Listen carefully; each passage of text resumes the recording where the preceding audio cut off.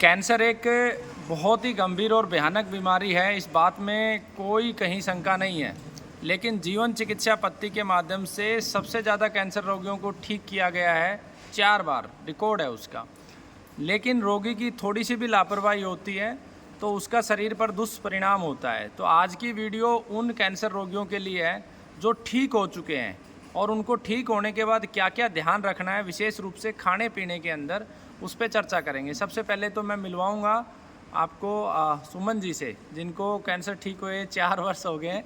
थोड़ा सा इनको संकोच रहता है, ठीक है। तो सबसे पहले तो आपका पूरा नाम और गांव बताओ, शर्माओ मत। और इनका धन्यवाद भी करता हूं, जिस समय मैं जेल में गया था इन्होंने जाके कोर्ट में बयान भी दिए थे।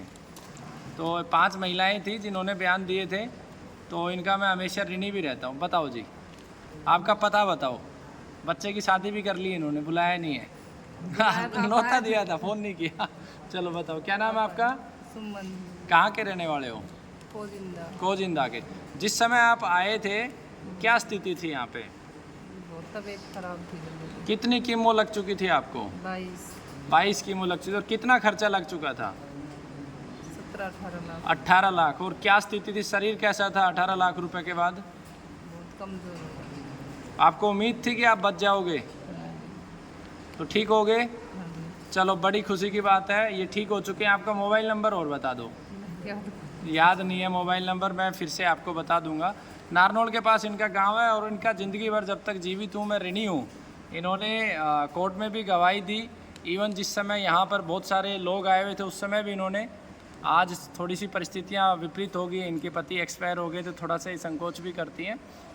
अब आपको क्या करना है, जो कैंसर रोगी ठीक हो चुके वो किसी भी सूरत में अकेला गेहूँ नहीं खाएंगे और केमिकल का गेहूँ बिल्कुल नहीं खाएंगे, बाज़ार का गेहूँ बिल्कुल नहीं खाएंगे, पैकेट वाला आटा बिल्कुल नहीं खाएंगे। उनको जो रोटी खानी है सीज़न के अनुसार, सर्दी में बाजरे की रोटी ले सकते हैं, गर्मी में जौ और थोड़ा गेहूँ मिला के ले सकते हैं, थोड़ा चना ले सकते हैं, थोड़ा मक्का ले सकते हैं, मिलेट्स खा सकते हैं। लेकिन अकेला गेहूँ नहीं खाएंगे, बाज़ार का आटा कभी नहीं खाएंगे, घर का अपनी आँखों के सामने पिसा हुआ आटा खाएंगे और मोटा पिसवाना है।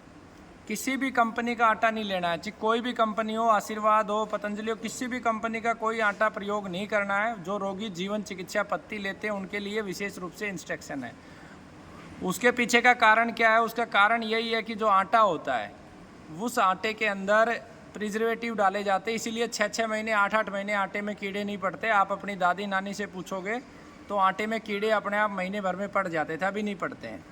इसी तरीके से जो कैंसर के कारण दिए हुए हैं उनमें से कोई भी कारण कभी भी प्रयोग नहीं करना, यानी कि जर्सी गाय का दूध बिल्कुल कभी भी नहीं पीना है।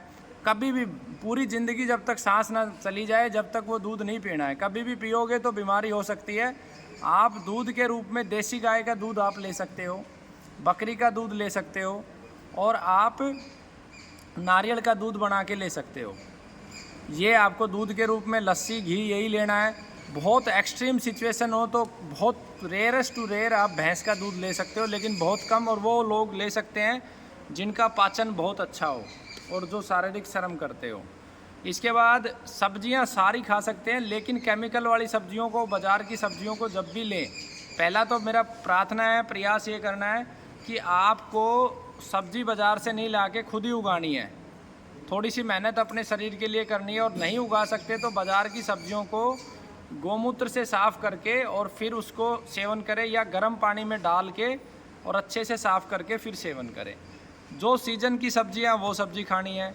रसोई के जितने भी मसाले हैं वो बाज़ार से पैकेट वाला कोई नहीं लेके आना, साबुत खरीद के पीस के लेने हैं। लाइफ टाइम के लिए मैं ये बता रहा हूँ आपको।